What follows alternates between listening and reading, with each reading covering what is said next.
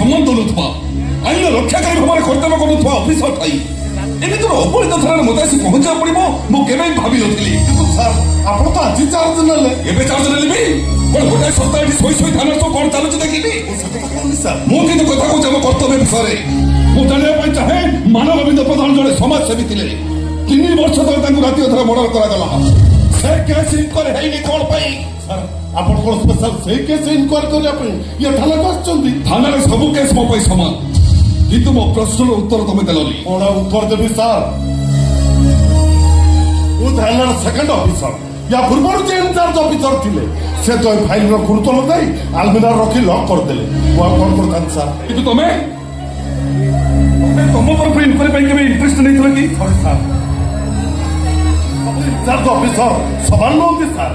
ତେଣୁ ମୁଁ କେବଳ ସେତିକି କରିଥାଏ ଯେତିକି ମତେ ଅର୍ଡର ହେଇଥାଏ। ଆରେ ହେ ପାରି କର, ଆପଣ ବୋଧେ ଆମ ଥାନାର ନୂଆ ଅଫିସର? ହଁ ବୋଧେ କଣ ନିଶ୍ଚିତ ତ। ନମସ୍କାର ସାର୍, ଏ ନିଅନ୍ତୁ ସାର୍। ମଳୟ ବାବୁ ସାର୍ ଏ ଭଦ୍ର ବ୍ୟକ୍ତି ସାର୍ ବିଧାୟକ ଦୁର୍ଯ୍ୟୋଧନ ବାବୁଙ୍କ ଖାସ ଲୋକ, ନାଁଟା ବାଳକୃଷ୍ଣ ବରାଳ। ସ୍ପିଡି କମ୍ ମାଇଲେଜ ପ୍ରବଳ। ଆଜ୍ଞା ନିଅନ୍ତୁ। ଏସବୁ କଣ ପାଇଁ? ଆପଣ ଏ ଥାନାକୁ ଆସିବାର ସ୍ୱାଗତ ପାଇଁ। ଆପଣ କଣ ପାଇଁ ମତେ ସ୍ୱାଗତ ଜଣେଇବେ? ମୁଁ ତ କୋଉ ରାଜନୀତି କରୁଥିବା ରାଜନେତା ନୁହଁ, ମୁଁ ଜଣେ ସରକାରୀ କର୍ମଚାରୀ। ଆଉ ଯଦି ମତେ ସ୍ୱାଗତ ଜଣେଇବେ ମୋ ଅଫିସର କର୍ମଚାରୀ ମାନେ, କିନ୍ତୁ ଆପଣ ନୁହନ୍ତି। ଆଜ୍ଞା ମୋର କୋଉ କାଟ ଅଛି ମୁଁ ଆପଣଙ୍କୁ ସ୍ୱାଗତ କରିବି? ଯେକୁ ଆମ ମାନ୍ୟବର ବିଧାୟକ ସାହେବ ଆପଣଙ୍କ ପାଇଁ ପଠେଇଛନ୍ତି। ମୁଁ କେବଳ ମାଧ୍ୟମ। ବାଳକୃଷ୍ଣ ବରାଳ ସ୍ପିଡି କମ୍ ମାଇଲେଜ ପ୍ରବଳ। ଆଚ୍ଛା ବିଧାୟକ ବାବୁଙ୍କର ମୁଁ ତ କୋଉ ଜଣାଶୁଣା ନୁହଁ, ତାଙ୍କର ଏମିତି ବଦନୀୟତା କଣ ପାଇଁ?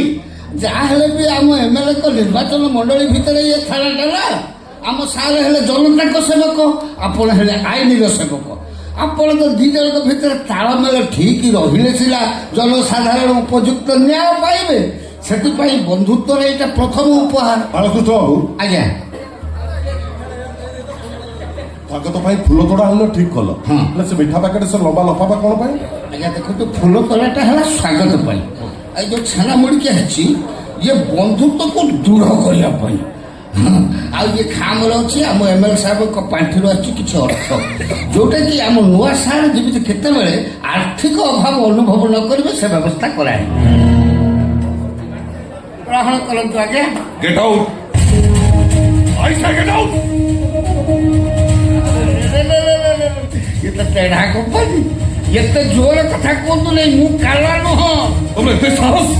ମୁଁ ଥାନାକୁ ଆସୁ ଆସୁ ତମେ ଲାଞ୍ଚ ଧରି ଚାଲି ଆସିଛ। ଯେତେ ଶୀଘ୍ର ପାରୁଛ ଏଠୁ ପାଦ ଉଠେଇ ଚାଲିଯାଅ, ତା ନହେଲେ ଲାଞ୍ଚ ଯାଉଥିବ ଅପରାଧରେ ହାଜତ ଭିତରେ ଭର୍ତ୍ତି କରିଦେବି। ଇଚ୍ଛା ମନ୍ତ୍ର ନ ଜାଣି ସାପ ଗାତରେ ହାତ ପୁରେଇଲେ ଚୋଟ ଖାଇବାକୁ ହୁଏ ଭୁଲି ଯାଉଛ ବୋଧେ। ଆମ ସାର୍ଙ୍କୁ ତମେ ଜାଣିନ? ଆମ ସାର୍ ଚାଲେ ଏଇ ମୁହୂର୍ତ୍ତରେ ତମକୁ ଟ୍ରାନ୍ସଫର କରିଦେବେ କୋଉ ସନ୍ତ୍ରାସବାଦୀ ଏରିଆକୁ। ଯାଅ ତମ ସାର୍ଙ୍କୁ କହିବ ସେଇଆ କରିବେ। ନୂଆ ନୂଆ ପୋଲିସ ହେଇଛ ତ, ଧରାଟାକୁ ସରା ଜ୍ଞାନ କରୁଛ। ନିଜକୁ ସଂଯତ କର ନହେଲେ ଠକିଯିବ। ମୁଁ କୋଉ କେସ୍ ପାଇଁ ତମ ପାଖକୁ ଆସିଲେ ଯେ ତମେ ଏକ ଲାଞ୍ଚ ବୋଲି କହୁଛ? ଏଇଟା ଆମର ଗୋଟେ ଭଦ୍ରତା। ରଖ ତମ ଭଦ୍ରତା ତମ ପାଖରେ। ମୁଁ ଭଲ ଖବର ଜାଣିଛି, ଖୋଳ ଭିତରେ ଲୁଚି ରହିଥିବା ଅସଲ ଉଦ୍ଦେଶ୍ୟକୁ। ଯାଅ ତମ ବିଧାୟକ ବାବୁ କହିଦେବ ଏ ସମୟରେ କିଛି ବି ଆବଶ୍ୟକ ନାହିଁ। ସେ ତାଙ୍କର ଉଚିତ କର୍ତ୍ତବ୍ୟ କରିବେ। ଆଉ ବିନା ଶାଗ ସମସଣା ବିନା ଉପହାରରେ ତାଙ୍କୁ ଯେତିକି ସମ୍ମାନ ଦେବା କଥା ମୁଁ ନିଶ୍ଚୟ ଦେବି। ଏବେ ଆସିପାର। ମୁଁ ଆସିପାରୁଛି।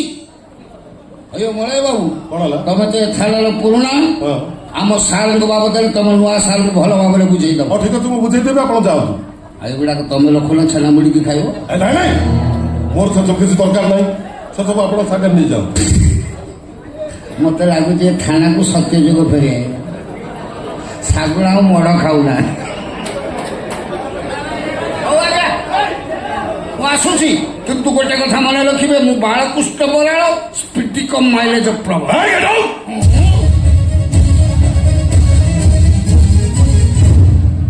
ଏ ଥାନା ତାହେଲେ ଆଗରୁ ଏମିତି ଚାଲିଥିଲା। ସରି ସାର୍, ଏଣିକି ଆପଣ ଯେମିତି ଚଲେଇବେ ଆମେ ବି ସେମିତି ଚାଲିବୁ ସାର୍। ମାନବବିତ ପ୍ରଥମ ମର୍ଡର କେସରେ ମୁଁ ଇନକ୍ୱାରି କରିବା ପାଇଁ ଚାହେଁ। କାଲି ସକାଳେ ତାଙ୍କ ଘରକୁ ଯିବା ପାଇଁ ବ୍ୟବସ୍ଥା କର। କିନ୍ତୁ ସାର୍ 2 ଦିନ ତଳେ ମାନବବିନ୍ଦ ବାବୁଙ୍କ ପୁଅର ବାହାଘର ହେଇଛି। ଆଜି ତାଙ୍କ ପୁଅର ଚତୁର୍ଥୀ ଭୋଜି।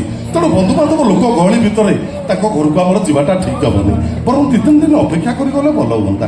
ଆମ ଥାନା ଏରିଆ ଭିତରେ କୋଉଠି ବାହାଘର ହେଲା, କୋଉଠି ବ୍ରତଘର ହେଲା, କୋଉଠି ଜନ୍ମଦିନ ହେଲା, ସବୁ ଖବର ତମେ ରଖିଛ ନାଇଁ?